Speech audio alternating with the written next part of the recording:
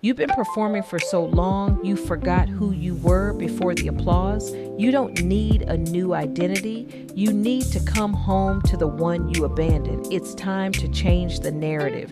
It's time to recognize who you are. You are not an imposter. You are not a mistake. You are not a placeholder in your own life. Have you been living your life for the applause or for the truth? Today's episode is choose alignment over applause. So here's the question I want to start with today, and I want you to really sit with it. Why do so many of us spend the majority of our lives chasing the clap? Why do we live for the moment when someone such as a parent, a boss, a stranger on the internet, a room full of people we barely know finally nods and says, "Yes, you're enough. I approve"? If you trace it back, most of us didn't just stumble into this pattern. We were trained into it. Think about it from the very beginning, from the time we were small enough to fit into someone's arms. We learned that certain behaviors got us warmth and others got us silence or disapproval.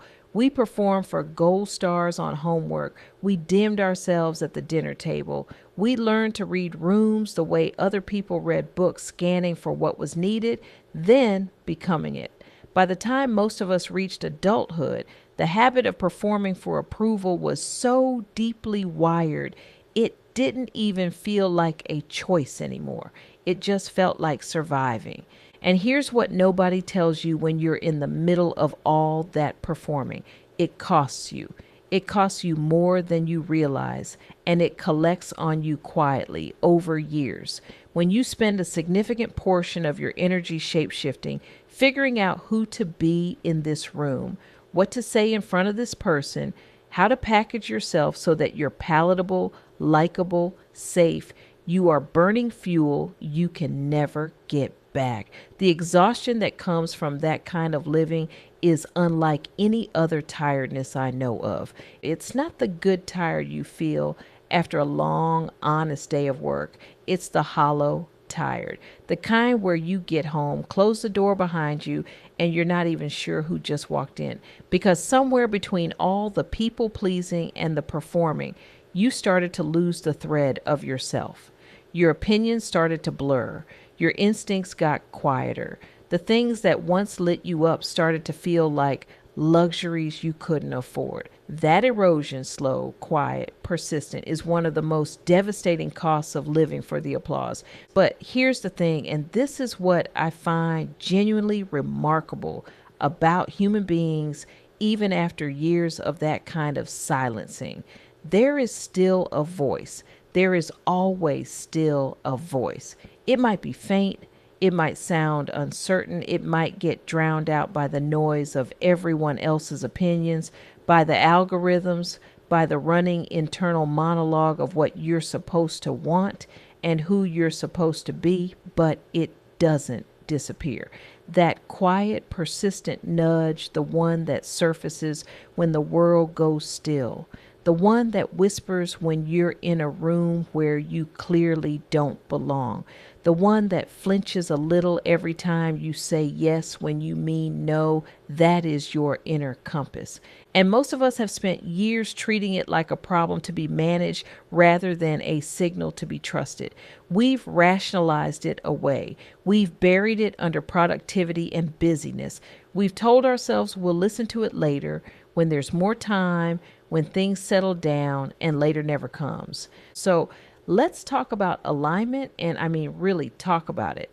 Real alignment is not a luxury, and it is not a destination. It is a daily, sometimes inconvenient, often unglamorous practice of making choices small and large that actually reflect who you are.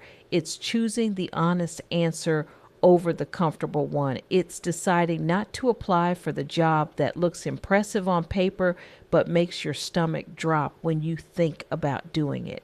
It's having the conversation you've been avoiding. It's waking up on a Sunday morning and feeling like the life around you is actually yours. Alignment is not perfection, and it is not constant peace. Some days it looks like courage, And some days it looks like a quiet, stubborn refusal to betray yourself one more time. But at its core, it is simply this: the daily decision to let your outside match your inside. Now, I would be doing you a disservice if I made choosing alignment sound easy, because it is not.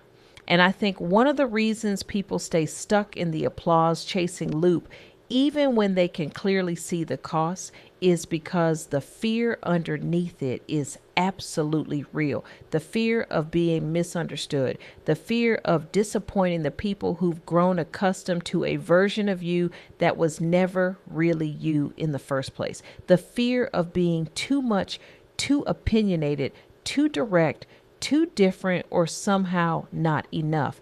And underneath all of that, for so many people, is a fear that goes all the way down. The fear that if people actually saw the real you without the performance, without the carefully curated presentation, they would leave. That if you stopped earning your place, you'd lose it. That is a tender, painful place to live. And I don't want to rush past it, because if that's where you are right now, I want you to know that I see you. That fear makes complete sense. It also doesn't have to run the show forever. Think about the version of you that exists when no one is watching. The you who sings badly in the car. The you who has opinions you've never said out loud. The you who knows exactly what you want but has spent years negotiating that want down to something more acceptable, more agreeable, more suitable for public consumption. There is often a significant gap between the person we present to the world and the person we actually are behind closed doors. And the wider that gap grows, the harder it becomes to feel at home anywhere. You become a guest in your own life. You're performing even in moments that should be restful. You laugh a little too quickly at things that aren't funny and stay quiet a little too easily about things that matter. And the tragedy of it, the real tragedy, is that the people in your life are falling in love with the performance, not the person, which means even when it's going well, even when the applause is loud, some part of you knows it's not quite for you. It's for the character you've been playing. Let me paint you a picture I think most of us will recognize. You're sitting in a room, a meeting, a family dinner, a conversation with a friend, and someone says something that you know in your gut is not right. Maybe it's a plan being made that conflicts with your values, or an assumption about you that's completely off base, or a question you're being pressured to answer in a particular way. And you feel at that split-second moment of clarity where you know exactly what you want to say, what you actually believe. And then almost before that moment finishes arriving, the other voice kicks in. The voice that says, "Don't rock the boat. Not now, not here. It's not worth it. Keep the peace. Smile, nod, redirect." And so you do. You fold. You give the agreeable answer, the safe answer, the answer that keeps everything smooth. And you walk away with your relationships intact and your soul a little more diminished than when you walked in. We have all been there. Most of us have been there more times than we can count. So what does the work of coming back to yourself actually look like? Because I think sometimes we imagine it as this single dramatic moment of clarity, a great declaration, a life overhaul, a clean break. And sometimes there is a pivotal moment. But more often, the return to yourself happens in the small things. It happens the first time you say no to something without apologizing for it 7 times. It happens when you tell someone the truth instead of the version of events designed to protect everyone's comfort. It happens when you choose rest over performance, when you let a conversation end without fixing it, when you stop going to people who have consistently shown you they cannot hold the real you. It happens when you walk away from something that used to fit and no longer does: a relationship, a role, a habit, and instead of immediately filling the space with something new, you allow yourself to just sit in the in between. The work of realigning is slow and it is layered, and it is made up of 1,000 small, courageous choices most people will never even see you make. And here is where it gets complex, because one of the things nobody prepares you for when you start choosing yourself is what it does to your relationships. Not all of your people will celebrate this version of you. Some will. Some will meet your authenticity with relief and say, "Oh, I've been waiting for you to be this free." But others, and this is the hard part, others will feel threatened by it. When you stop shrinking to make someone else comfortable, they have to confront their own discomfort. When you stop performing the role they cast you in, the whole dynamic shifts. Some relationships will not survive the shift, and that grief is real. It deserves to be named as grief. Losing a relationship, or the version of a relationship that was built on you being smaller than you are, is a loss, even when it's the right loss.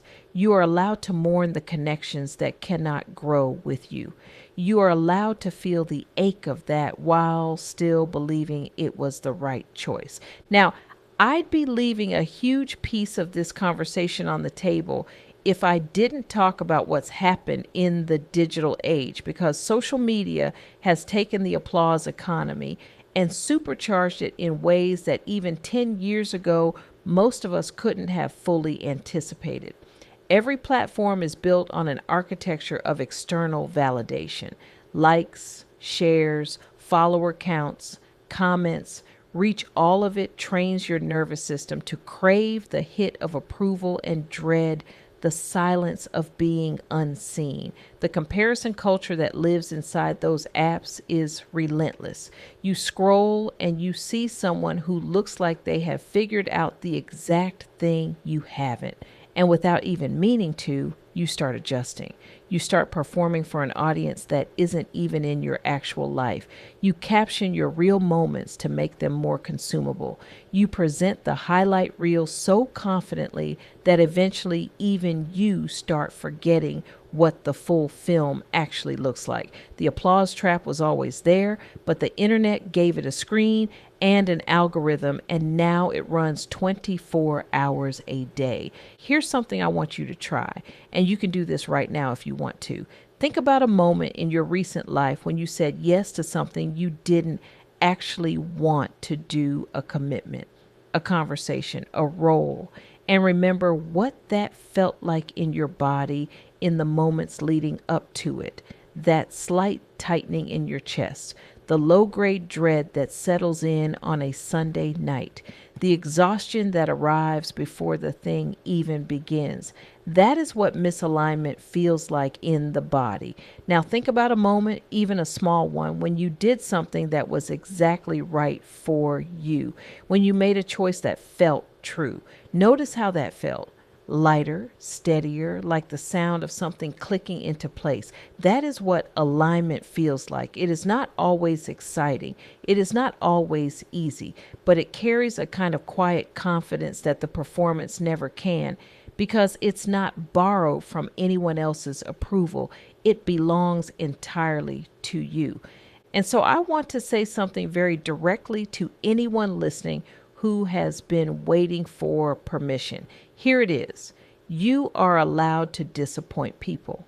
You are allowed to make a choice that someone else doesn't understand, doesn't like, or didn't see coming, and you are not obligated to dismantle your own integrity to manage their discomfort. I know that statement runs counter to a lot of what we were taught. We were taught that being a good person means keeping the peace, means not making waves, means making sure everyone in the room feels okay before you consider whether you do. But I want to challenge that framing, because sometimes the most honest, the most genuinely loving thing you can do for someone is to tell them the truth, even when it's not the truth they wanted. Sometimes disappointing someone is the only way to respect them enough to be real with them. The alternative, performing endlessly to keep everyone comfortable, doesn't protect anyone. It just delays the moment of reckoning while eroding you in the process. So take a breath, settle in, and let's begin the work of separating who you are from who you've been performing to be, because it's time to stop performing and start belonging. Welcome to the work. Welcome to the becoming. Welcome to Unmasking the Impostor. Thank you for listening to the Impostor Phenomenon podcast. If today's episode opened something in you, share it with someone who needs this conversation too. Make sure you're subscribed so you never miss an episode. And if you're ready to go deeper, get ready to join our community where we're doing the real work of reclaiming identity, rewriting narratives, and rebuilding belonging from the inside out. Remember, you are not an imposter. You are not a mistake. You are the author, and your story is far from finished.